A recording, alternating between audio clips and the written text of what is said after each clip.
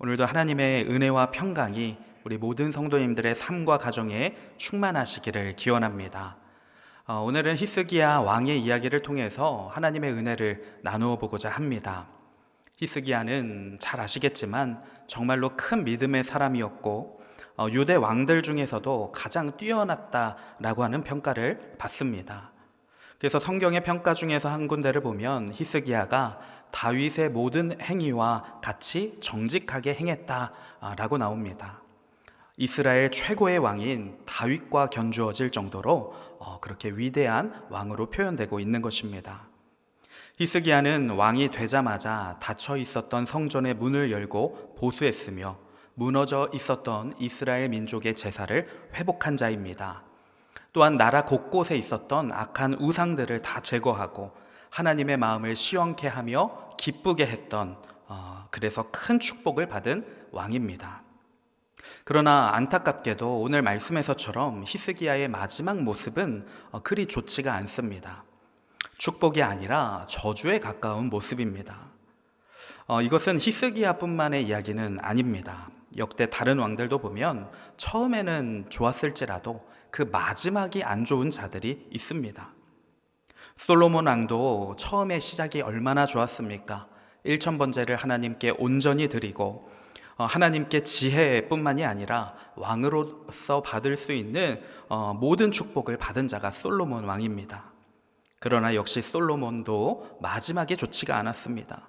이방 여인들과 결혼하면서 우상 숭배에 빠지게 되었고 그로 인해 이스라엘 전체가 저주를 받아 북이스라엘과 남유다로 갈라지게 됩니다. 또 비교적 선하다고 평가받는 여러 왕들도 보면 마지막에 안 좋은 길을 걷는 경우가 많이 있습니다. 자, 이것은 오늘날에도 마찬가지입니다. 오늘날에도 마지막이 좋지가 않은 사람들이 있습니다. 안타깝게도 그리스도인들 중에도 사역자들 중에도 성도들 중에도 있습니다. 저는 이런 일들을 신학생 때부터 주의 깊게 보게 된 것 같습니다. 그래서 친한 동역자들과 이런 이야기를 자주 하곤 했습니다. 우리가 나중에 목회자가 되었을 때, 우리가 진짜 목회에 들어가게 되었을 때 유명해지거나 혹은 부와 명예를 쫓는 그런 사역에 절대로 마음을 두지 말자. 다만 우리가 끝까지 쓰임받자. 끝까지 변질되지 말자. 우리 중에 누가 변질되는 것 같으면 서로 가서 욕해주자. 그렇게 쓴소리도 서로 해줄 수 있는 그런 사이가 되자라고 나누고 실제로도 지금까지도 동역자들을 위해서 기도할 때 그러한 기도도 함께 하고는 합니다. 자, 그런데 이것이 사역자에게만 해당이 될까요? 아닙니다. 우리 모든 성도님들도 끝까지 믿음이 변질되지 마시고 끝까지 주님의 일에, 선한 일에 쓰임 받으시는 그런 믿음의 삶이 되시기를 소망합니다. 그래서 하나님의 복이 처음만 있는 것이 아니라 예수님 처음 믿을 때만 은혜를 받는 것이 아니라 끝까지 늘 함께 하기를 주님의 이름으로 축원드립니다. 자, 그렇다면 히스기야는 도대체 왜 처음에 너무나도 잘했는데 왜 그의 인생이 저주의 모습으로 끝나게 되는지 오늘 말씀을 통해서 더 나누어 보겠습니다. 먼저는 유명한 히스기야의 면벽기도 이야기가 나옵니다. 본문 24절 말씀의 상반절을 보니까 히스기야가 죽을 병에 걸렸습니다. 동행구절인 열왕기하 20장 1절 말씀에 좀 더 자세히 나오는데요. 우리 화면을 보시고 제가 읽도록 하겠습니다. 그때에 히스기야가 병들어 죽게 되매 아모스의 아들 선지자 이사야가 그에게 나아와서 그에게 이르되 여호와의 말씀이 너는 집을 정리하라 내가 죽고 살지 못하리라 하셨나이다. 하나님은 이사야 선지자를 통하여 히스기야에게 죽음을 준비하라고 알려주시는 겁니다. 자, 그런데 이때 히스기야의 나이가 39살입니다. 죽기에는 좀 이른 나이였습니다. 이 소식을 들은 히스기야는 어떻게 했을까요? 믿음의 사람이니까 당연히 하나님께 기도로 나아갑니다. 자, 본문 24절은 아주 간단하게 기도했다라고 표현하고 있지만 그 과정은 좀 더 간절했는데요. 열왕기하 20장 2절에서 3절 우리 화면 보시고 함께 읽어보도록 하겠습니다. 히스기야가 낯을 벽으로 향하고 여호와께 기도하여 이르되 여호와여 구하오니 내가 진실과 전심으로 주 앞에 행하며 주께서 보시기에 선하게 행한 것을 기억하옵소서 하고 히스기야가 심히 통곡하더라. 아멘. 히스기야의 기도는 아주 간절한 통곡의 기도였습니다. 얼굴을 벽으로 향하였다라고 하는 것은 하나님 외에 아무것도 보지 않겠다라는 결단이었습니다. 오직 주님께만 매달려서 간절한 눈물로 하나님의 은혜와 자비를 구했던 것입니다. 자, 그랬더니 이사야 선지자가 말을 전하고 성읍 문을 나가기도 전에 하나님의 말씀이 다시 임하는 것입니다. 자, 그것이 열왕기하 20장 5절에서 6절 말씀인데요. 우리 이 말씀도 함께 읽어보도록 하겠습니다. 너는 돌아가서 내 백성의 주권자 히스기야에게 이르기를 왕의 조상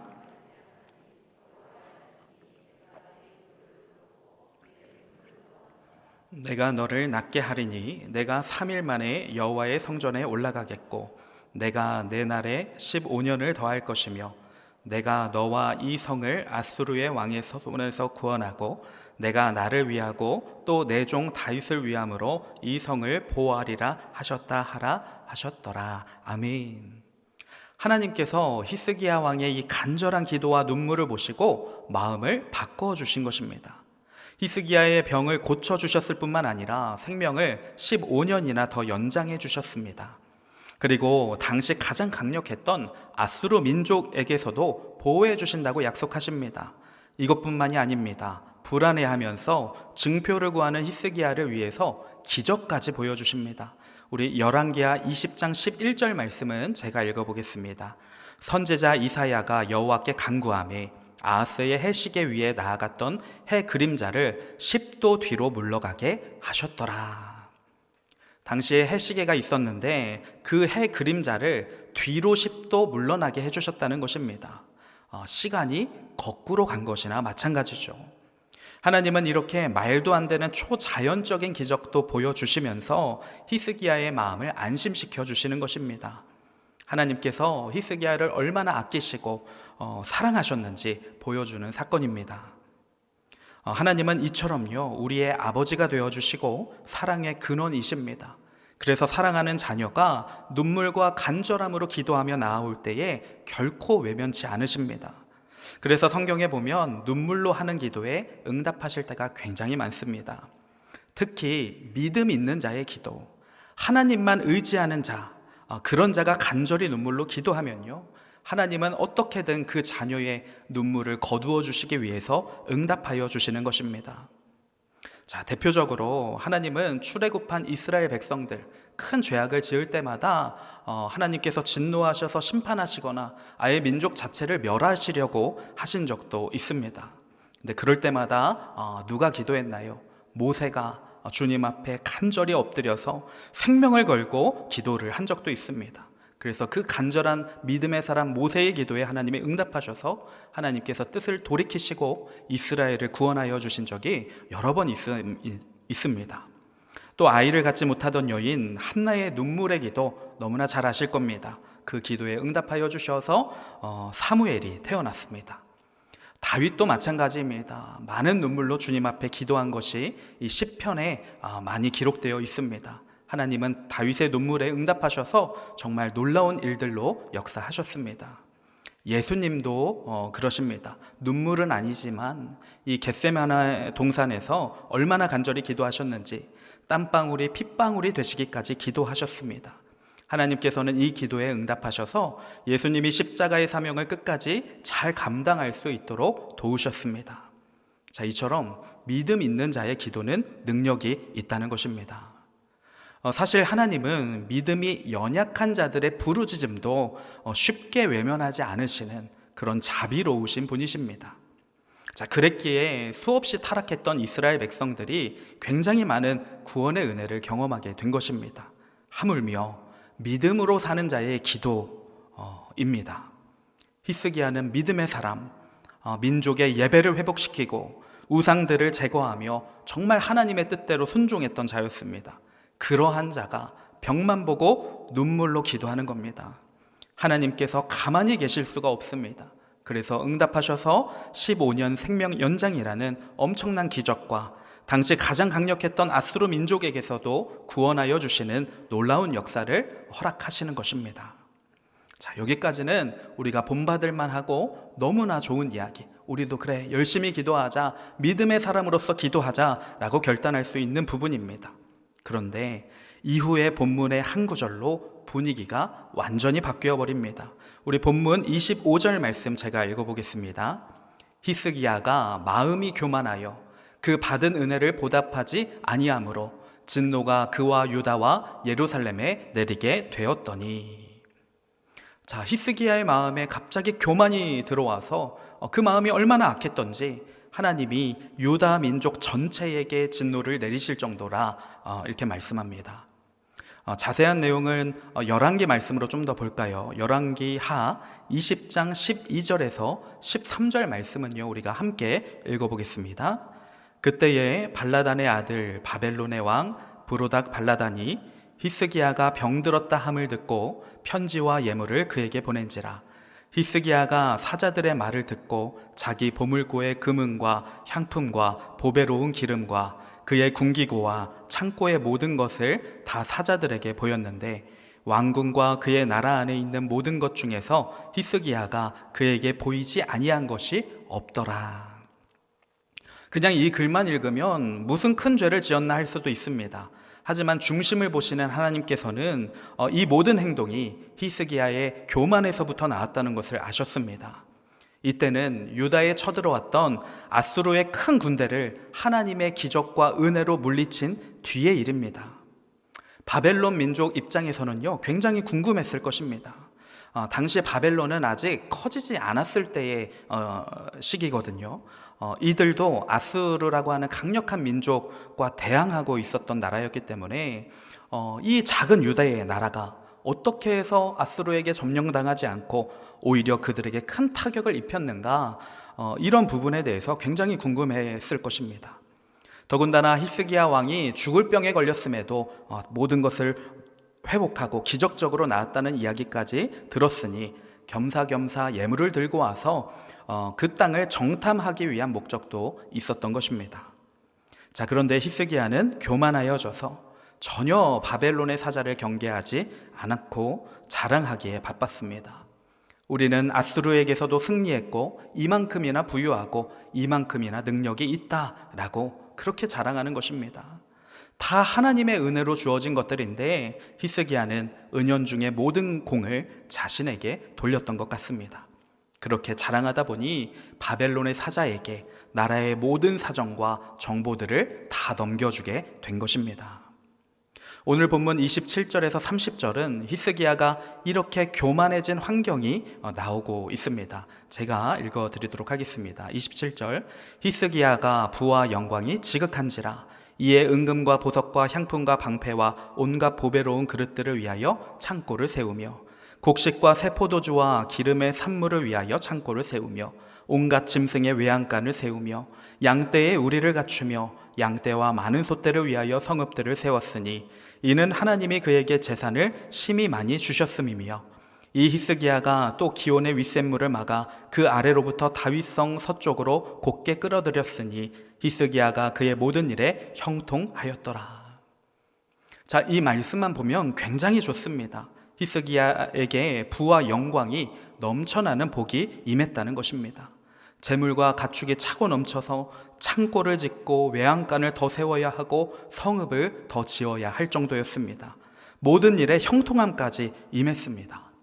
우리도 이러한 복을 누릴 수 있으면 얼마나 좋을까요? 자, 그런데 모든 것이 이렇게 다 잘 되고 풍성해지니까 오히려 교만하게 되어진 것입니다.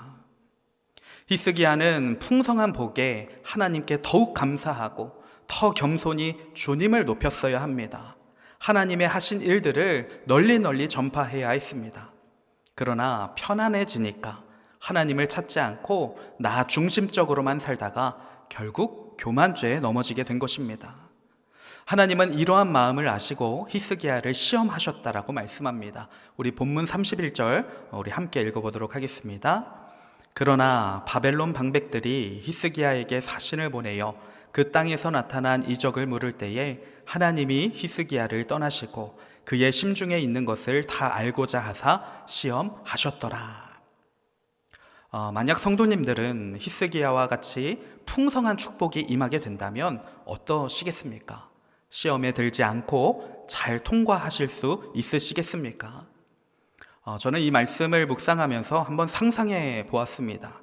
하나님이 만약 제게 큰 물질의 복을 주신다면 어떨까? 나에게 갑자기 몇십억이 생긴다면 어떨까? 과연 내가 이 돈을 마음대로 사용하지 않고 하나님께서 쓰라고 하시는 곳에만 쓸 수 있을까?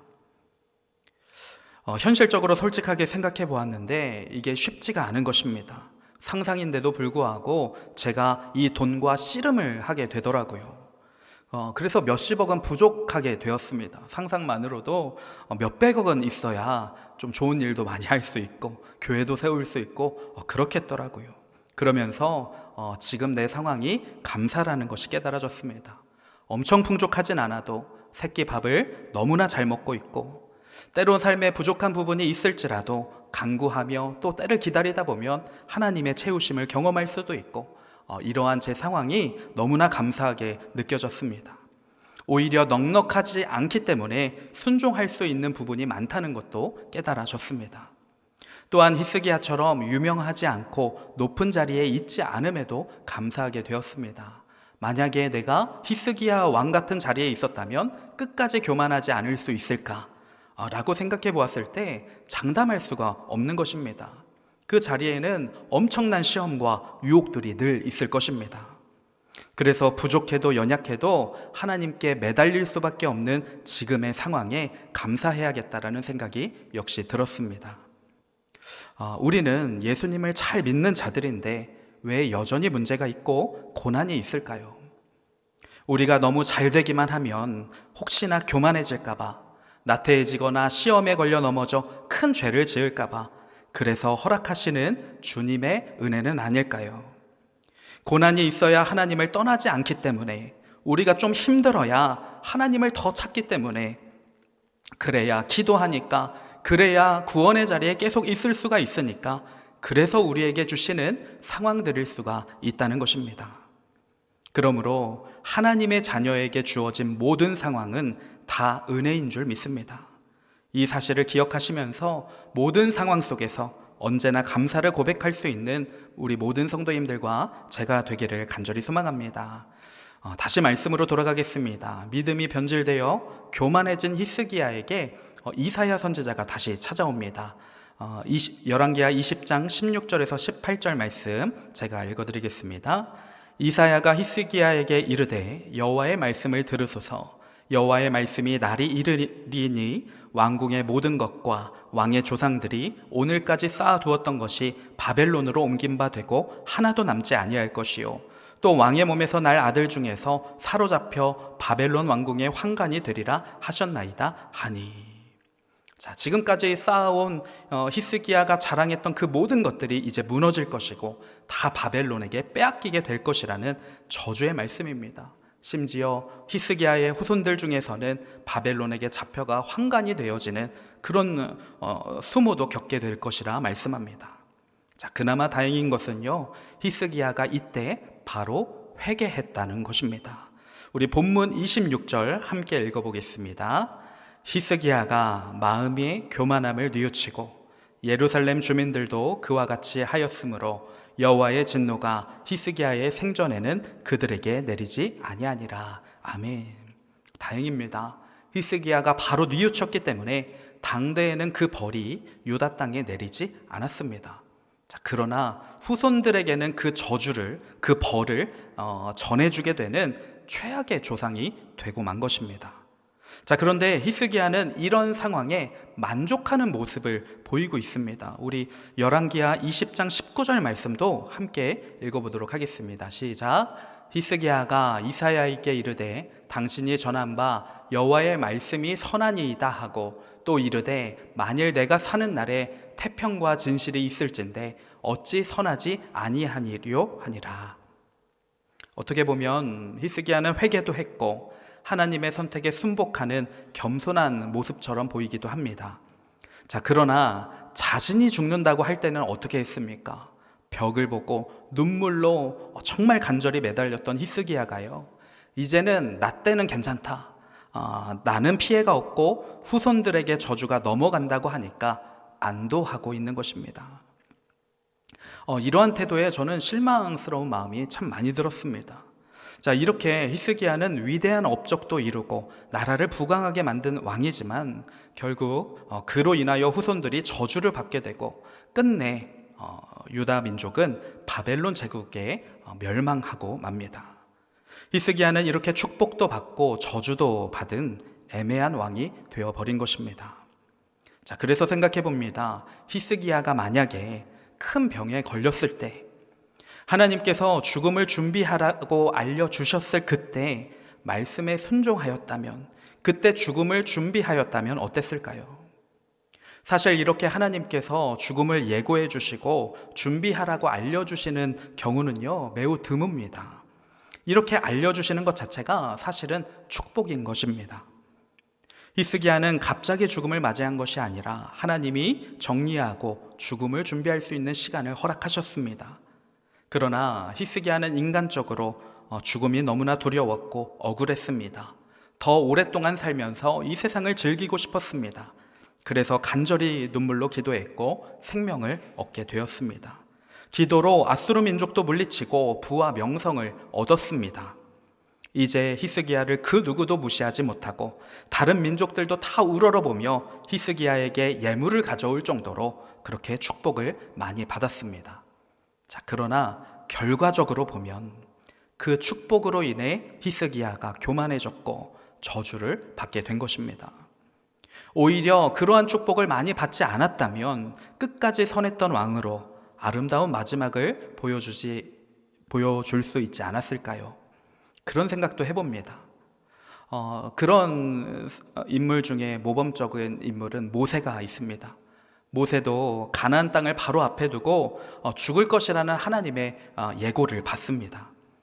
모세는 출애굽 때부터 하나님께서 약속하신 젖과 꿀이 흐르는 그 가나안 땅을 바라보며 광야 40년을 보낸 자입니다. 정말 말 안 듣고 반역하는 이스라엘 백성들 겨우겨우 데리고 이제 가나안 땅 바로 코앞까지 왔습니다. 자, 그런데 하나님이요, 모세에게 들어가지 말라는 것입니다. 그냥 이 앞에서 죽으라는 것입니다.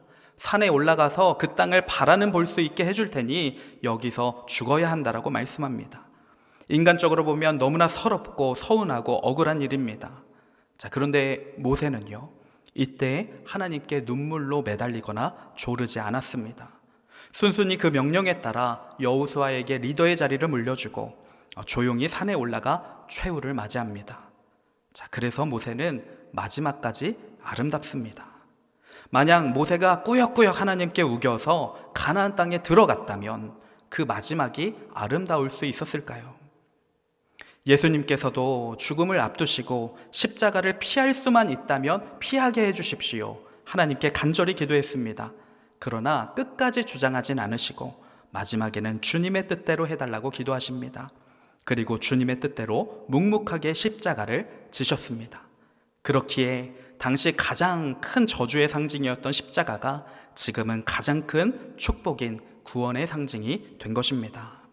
우리는 기억했으면 좋겠습니다. 육체적인 축복, 물질적인 축복, 즉 세상이 말하는 축복은 영원하지 않다는 것입니다.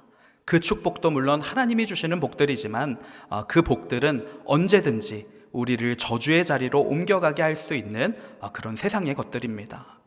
그렇기에 우리는 진정한 복을 구할 수 있으면 좋겠습니다. 변하지 않는 복, 저주로 절대로 바뀔 수 없는 복, 저주와 함께 할 수도 없는 복, 우리와 영원히 함께 하실 수 있는 하나님이라는 참된 복을 말입니다. 연초이고 또 다음 달에는 설 명절도 있어서 우리가 또 이제 많은 분들과 함께 복을 빌어주는 인사를 하게 될 것입니다. 그때 우리가 진정한 복을 생각했으면 좋겠습니다. 그리고 우리도 그 복 가운데 있는가, 진정한 복 가운데 있는가, 우리 스스로를 늘 점검할 수 있고 진정한 복을 주님께 늘 구하고 드리는 그런 복된 한 해가 되기를 간절히 축원드립니다.